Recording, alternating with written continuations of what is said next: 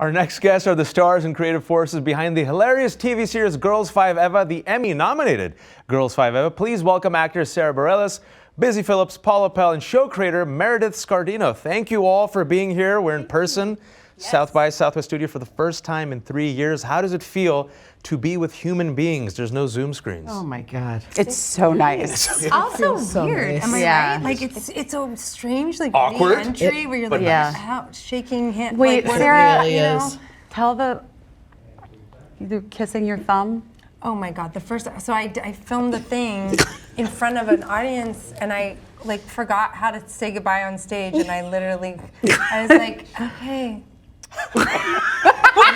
Kissed her thumb and then did this. And I was like, I think I just kissed my thumb. I don't remember how to be with humans. They're like, that's a profound statement. What political statement That's how is we she have to making? sign off for this later. Oh my God. It's for Ukraine. You're like, yes. It's Yeah, we've shot 2 seasons with masks. Like almost, I mean, we're the only ones that can take them off because we have to be in front of the camera. But there have been many times in both seasons where somebody takes, you've worked with them for 2 years and then they take their mask down and you go, like, I didn't know you had a beard.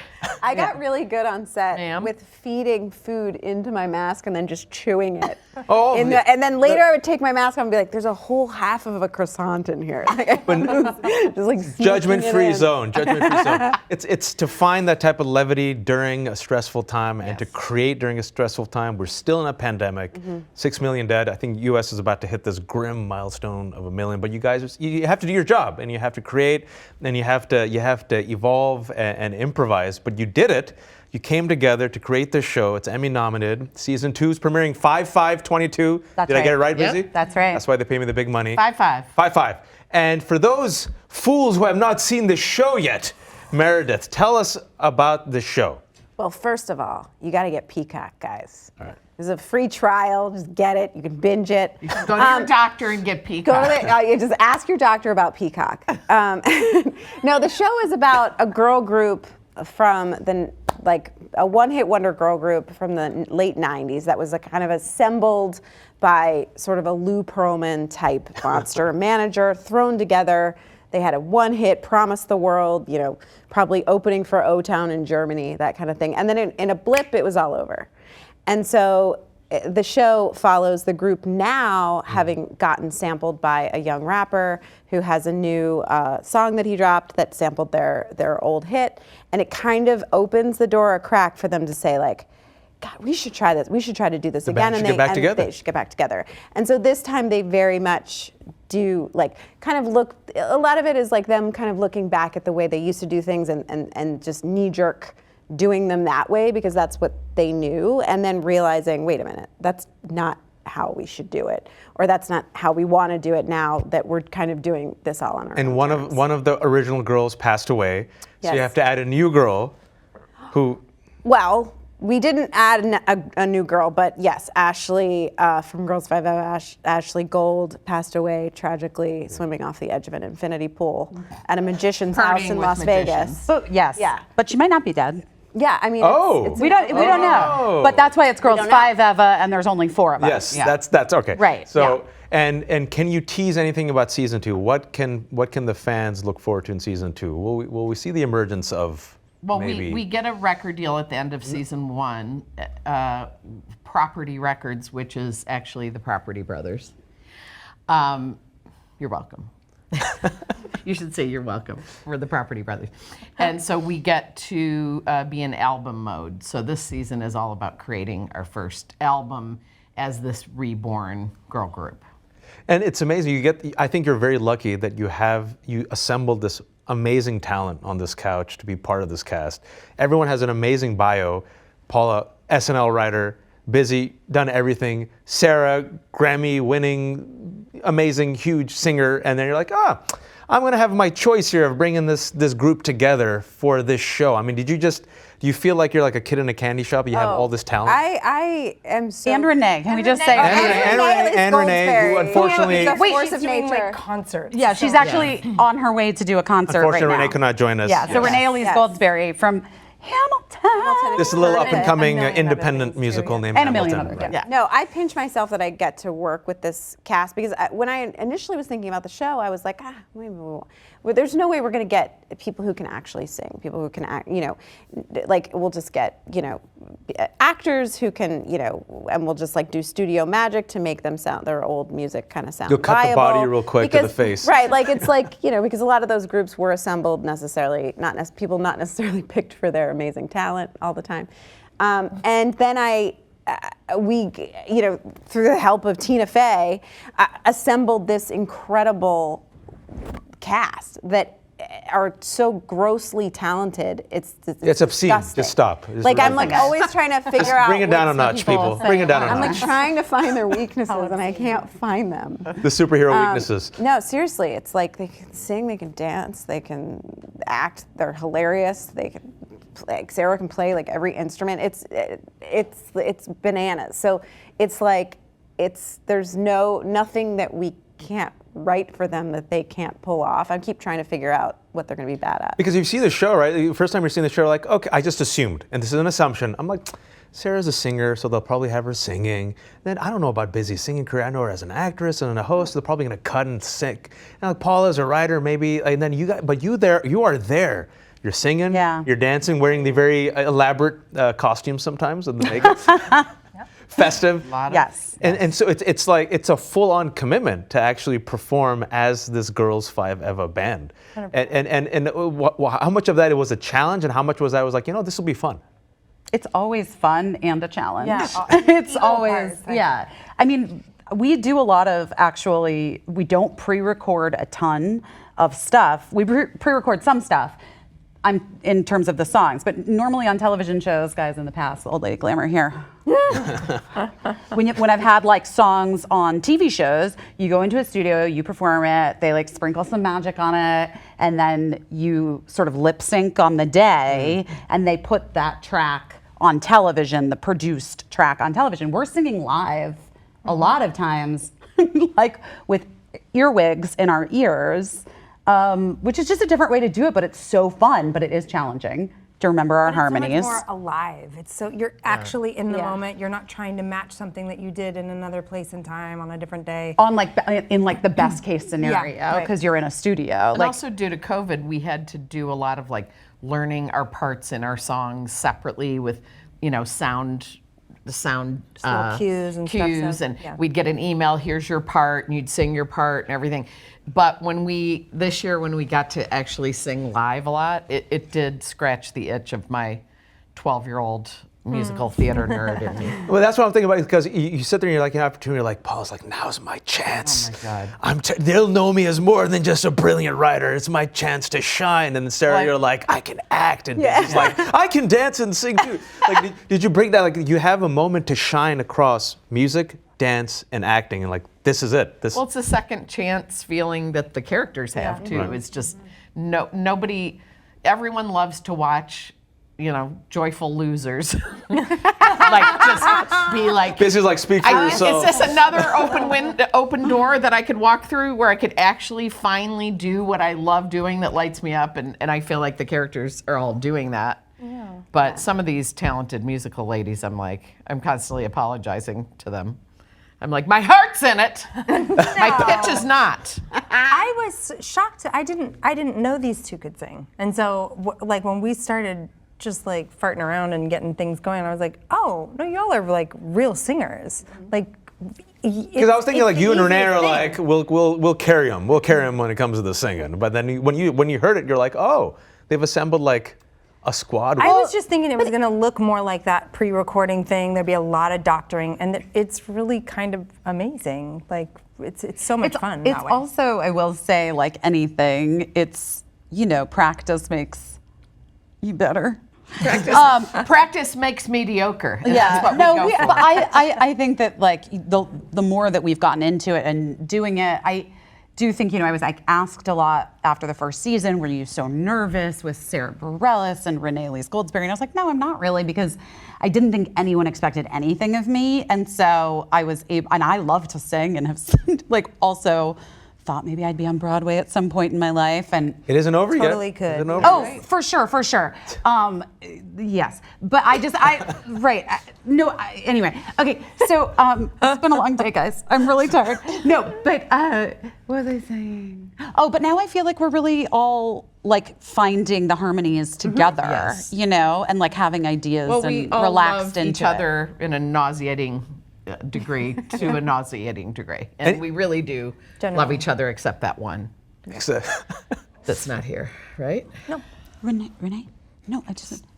Oh, it's good. All right, that's good. Good to know there's always some drama happening. We really do uniformly adore each other, all of us on this is. couch. Renee, we love each other so much. So it is fun because we're so deeply enmeshed interpersonally now, and then we're deeply enmeshed in the show. So she can write to that. Our but enmeshment has grown. We live it. Yes, we live it in our Vaginal own mesh. Vaginal mesh vaginal is a mesh. quote from Meredith. I did not say It's a it. new You did. product. Yeah. It's a new product released maybe 2023. Go to the beach and throw out your vaginal mesh and pull in tonight's dinner. Sarah, you know what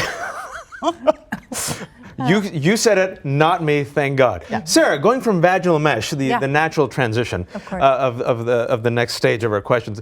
I heard that Meredith had a fake CD and a fake track list of songs when she was pitching the show, and I'm just curious. Did you contribute to that track list? Have you heard about this? Has anyone heard this CD that allegedly There exists? is, well, what was inside the own it. CD?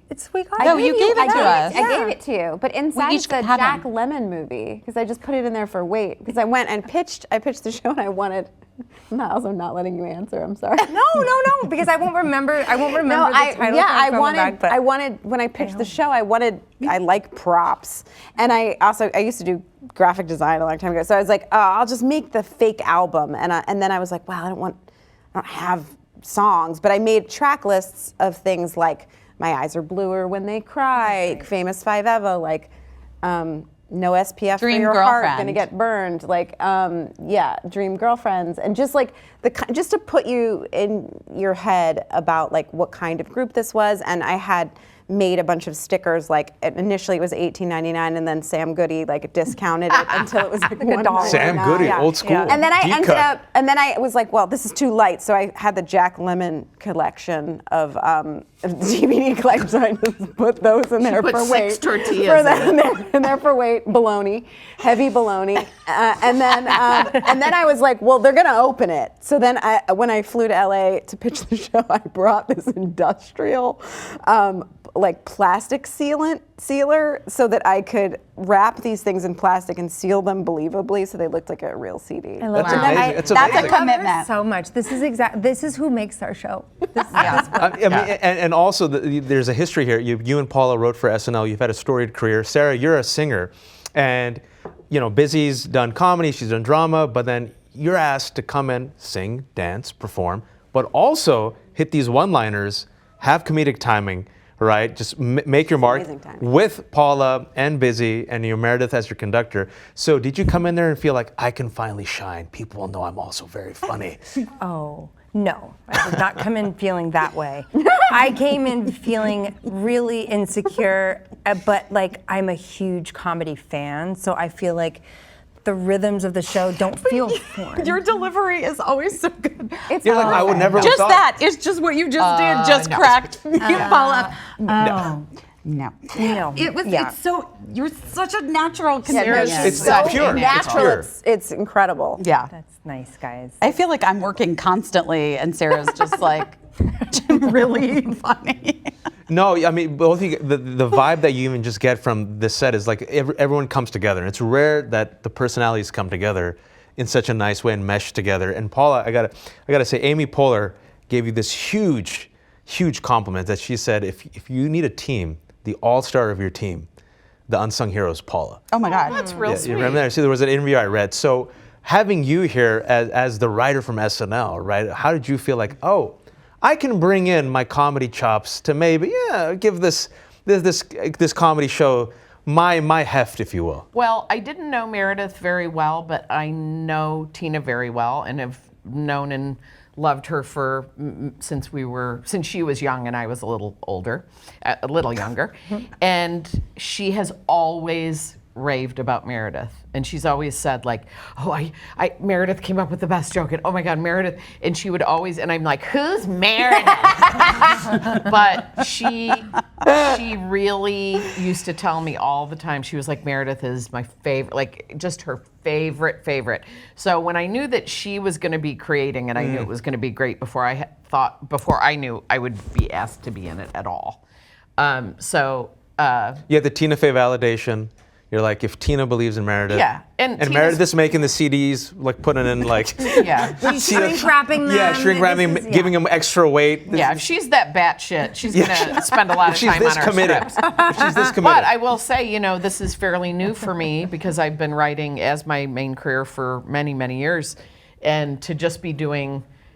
And I don't mean just acting as to minimize it, but like to not be doing the acting and having written it, or it's really, I don't know, I drank that fizzy water. Now I thought you were about to cry. I'm just gonna burp through my answer like an old man at the bus stop. Or like I think that most men in their 40s are talking through a burp. Yeah, that's what I think most men in their 40s. That was me throughout this interview, just trying to suppress it the whole time. I had to suppress it.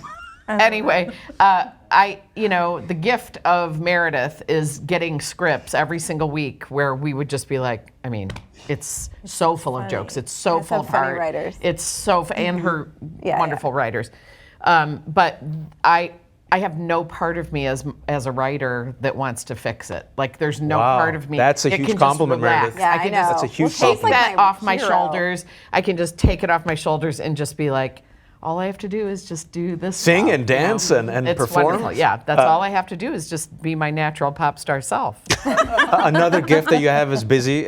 You've been in this career forever. Forever. You've seen it all. You've seen it all. You've succeeded in every facet of it. And most. I'm giving you a compliment. 100%. Thank you. 100%. Just say thank you.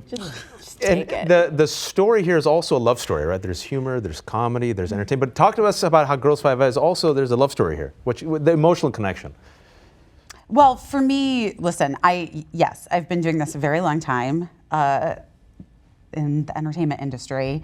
And I have reached a point in my life, that I don't particularly want to do this. How does that make you feel, guys? No. I know what she's getting. She knows what I'm about to say. Yeah. She knows what I'm about. Yes, they know what I'm about to say, which is that I don't have a desire to be a part of an industry that consistently subjugates women and makes people feel less than and isn't inclusive in so many different ways. And I actually am very lucky in my life that I don't have to do that anymore for my career. And yet I love working with Tina so much. I loved the idea of what Girls5eva was going to be. And so when Tina pitched it to me, also it was in the middle of the pandemic, and I was like, it's like hang out with my family for another 6 months or go try to do this. Sarah, Paula, Sarah Meredith, Bareilles. No, Renee. but that was truly we were so lucky in that time to be able to go and talk period. to work. Yeah. Period. So many of my friends have had just a really unbelievably hard few years as performers. So it was a gift that I cannot I would never, could never turn my, could never, what's the word you guys? Repay? No, I just I don't ever want to Minimize. It's such a minimize that it was such a blessing and such a gift in that time. Thank you, Paula Pell. See? Share Writer. Share a brain. But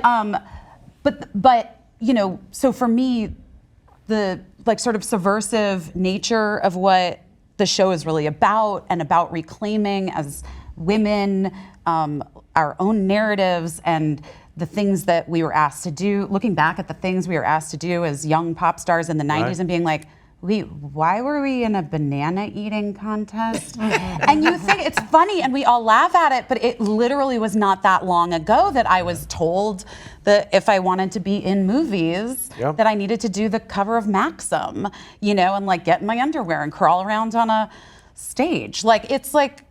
We've come a long way, and I just am a firm believer in this industry's the promise of entertainment to help propel culture forward, as opposed to doing the opposite, which is like it has been sort of hemming a lot of people in. And you have a show, it's succeeded, you all are dynamic and it's Emmy nominated. The season 2 premiere is 5/5. 5/5. 2020. Maybe we'll see an album with the Girls5eva. Maybe an album's coming out, right? I mean, we have a lot of new original music, Yeah. so there's tons in there. And if you're watching Busy on Broadway, I'm just saying, Busy on Broadway. Busy on Broadway. It has a nice ring to Yeah, it. some- But we're Say- gonna watch Sarah Sarah next Bareilles. because she's doing Into the Woods. Oh! Yes, she's Promote at it the- real quick. Well, Sarah, where? I'm going into Encores in New York City, Into the Woods. It's a very short run. It's a short run, so if you're in New York 10 days, for yeah. 10 days in Early May. Sarah Bareilles and Into the Woods. Into the Woods. We're gonna be there. Yeah. Thank you all for your time. Thanks for joining us live at South by goodbye with our- Southwest Studio. Say goodbye with our thumbs. Yeah. Beautiful. The Emmy-nominated Girls5eva can be seen on Peacock. Season 2 premieres on 5/5/2022. You can watch all of our studio interviews on the South by Southwest TV app, available on Apple TV, Roku, Android TV, and Amazon Fire. These interviews are also available on our YouTube channel, youtube.com/SXSW. And for a complete list of our interview schedule, check out sxsw.com/studio. I'm Wajat Ali. Thanks for tuning in.